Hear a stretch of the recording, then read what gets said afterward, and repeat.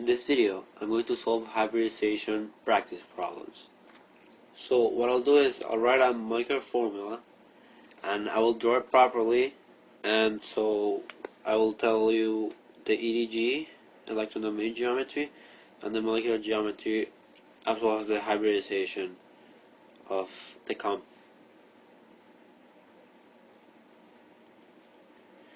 So let's start with NH3. So a good way to draw this properly is to think what makes the molecule stable. So we know that hydrogen will want one bond and nitrogen will want three. So we have two hydrogens, one nitrogen. Nitrogen will go in the middle, it's the most electronegative. So we'll have a hydrogen here, a hydrogen here, and a hydrogen here, as well as a pair of free electrons here. So the best way to start this is to just look at the hybridization. So I'll write this as hybridization, EG, and molecular geometry.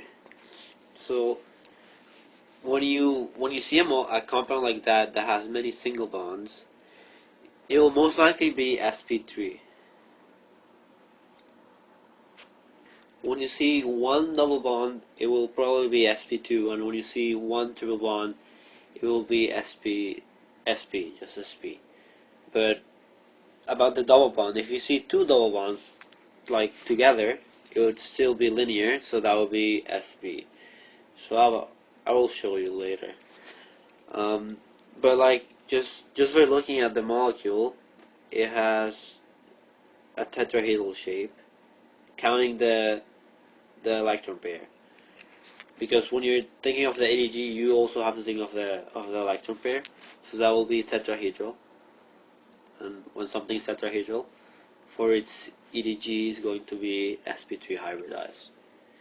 The molecular geometry, however, does not count the electron pair, so it would just be, let me erase all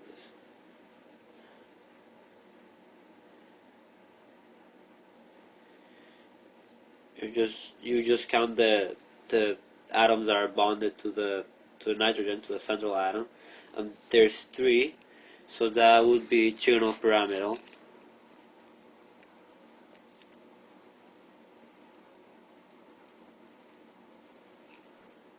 Because it kind of looks like a pyramid. Like if you connect this, you can see.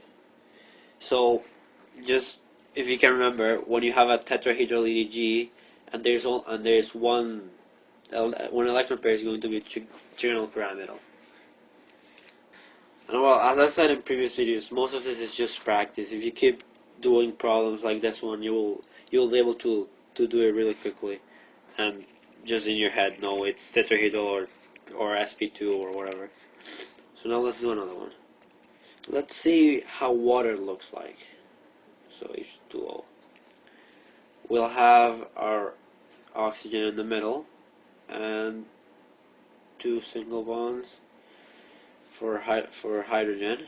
As I said in the last time, hydrogen likes one bond each, and oxygen is most stable when it has two bonds. So it would also have two free electron pairs. So as I did in the previous one, hybridization, EG, MG. So this also looks like a tetrahedral compound. It doesn't look like it as good as this one, but it's still there. And this one here. So that means the molecule is SP3, tetrahedral. And you see again there's only single bonds. So that gives you a clue that it's SP3. But the molecular geometry, again, we don't count the atoms is bonded to, so the electron pair, sorry. So it's just the atoms is bonded to the hydrogen, so it will be what's called bent. It's also called V-shaped, but I mean they're the same, bent or V-shaped, whichever you're just used to. So that one's pretty simple. Now let's do HCCH. I may have done this one in the previous video, but I don't remember. But I mean, it's good practice. So we have 2 carbons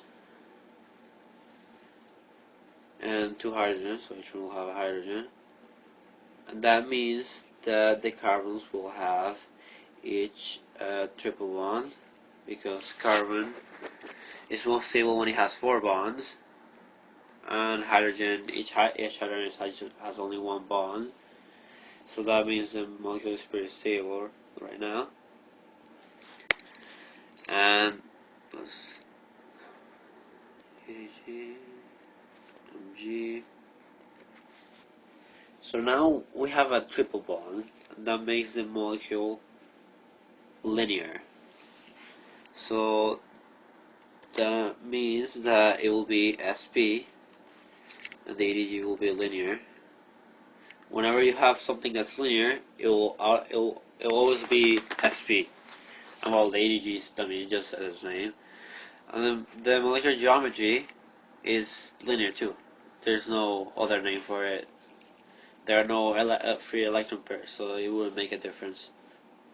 So, as I said before, triple bond tends to tell you, I mean, when you have a triple bond, it will most likely be something that's linear, because it cannot bend. So, it's going to be Sp. Let's do something a little bit more complicated now. Yeah, this one, H2, CCCH2.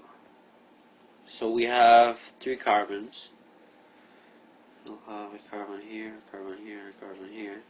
We have 4 hydrogens, and this way of writing pretty much tells you how the molecule goes, how the compound is written.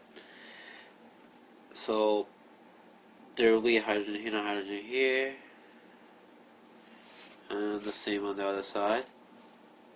So again, hydrogen also with 1 bond, carbon with 4 bonds. So we'll try and give each of the carbons 4 bonds.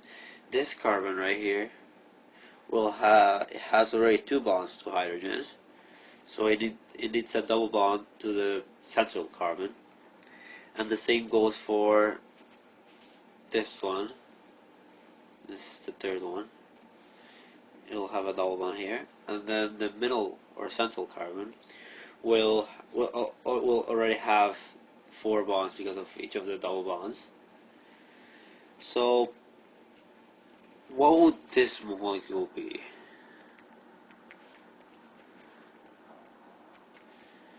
And this is one of the exceptions. Sorry, I talked about. I told you that usually when you have double bonds, they will be the molecule, the compound will be SP2. In this case, when you have 2 double bonds in a row, like this one, it looks like a line, right? So this will be linear. I should fix this. So this is linear, and there's no electron pair, so the molecular geometry will be the same, linear. And when the EDG is linear, this will be Sp. So be careful about those tricks, that when something has a double bond, it will be Sp2. In this case, if there are two double bonds in a row, if this cannot bend, because only single bonds can bend, like this, then it will be a line. so linear. Let's do one more. Actually, I'll do two more, just because I want to show you another exception. So let's say we had H2 CCH2. It's pretty much, it's almost the same as what we had last time. We have a carbon here, two hydrogens,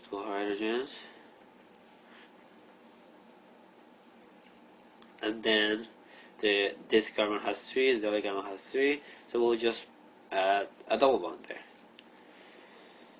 So I forgot to say something about the previous example, but I'll go back to it after this one.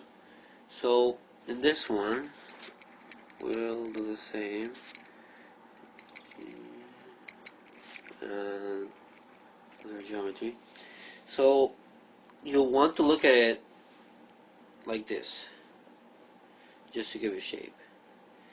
So to know that is trigonal planar because it looks like the Mercedes-Benz sign.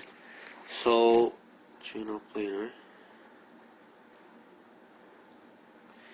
So that is SP2 Hybridize, and we have only one double bond, so that could tell you that. And the same would happen to the other side, so you could just say the whole molecule is SP2 Hybridize. And the molecular geometry will also be trigonal planar because there is no electron pairs. So what I forgot to say here, this is SP. If you look at this carbon, like this section, if you look at it from this section, this is going to be SP2. If you look at it from this section, this is going to be SP2. So in the middle, just in the central, with respect to the central atom, this will be SP. If you look at it from what I just said, it will be pretty much the same as this. So that was kind of a tricky example, but just keep that in mind. Not because something is SP means that the whole molecule will be SP. So I promise one more example, and that will be PF3. I wanted to do this one because boron is an exception to the drawings. So fluorine tends to like 1 bond, and boron 3 bonds.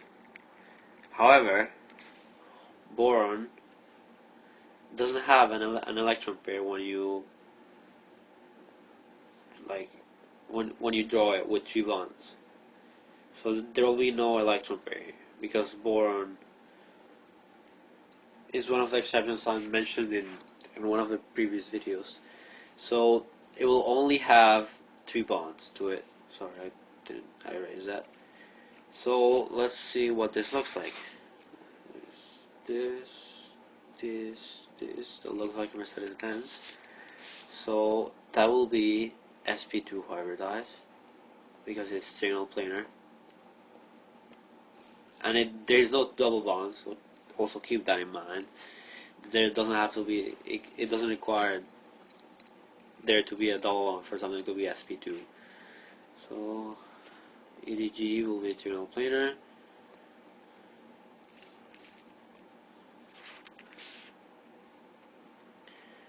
And the molecular geometry will be the same, trigonal planar, because there's no electron pair. So hopefully this video helped you understand hybridization a little better. And again, you should practice a lot because hybridization requires a lot of practice. And if you found the video helpful, like it and share it with your friends.